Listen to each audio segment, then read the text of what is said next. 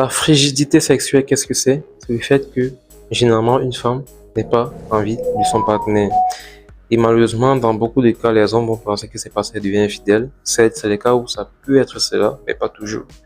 Dans cette vidéo, je vais vous expliquer quelques cas où ce n'est pas dû à une infidélité, mais juste un truc qui arrive et aussi une solution pour gérer cela.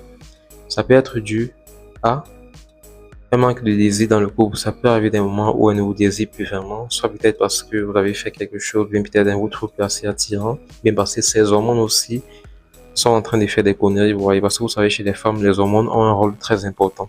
Et on peut vous aider à régulariser les hormones et puis à réactiver le plaisir dans le couple. Ça peut être dû en fait au problème dans un couple. Vous êtes fâché, vous avez rencontré des problèmes, vous ne vous entendez plus. Et là, il faut régler le problème à l'origine pour pouvoir régler ça. Ça peut aussi être dû au stress. Voilà, lorsqu'on est stressé, généralement, on a moins de force et plus d'énergie pour les moments intimes. Donc, pour le stress aussi, on peut vous aider à gérer cela de façon naturelle.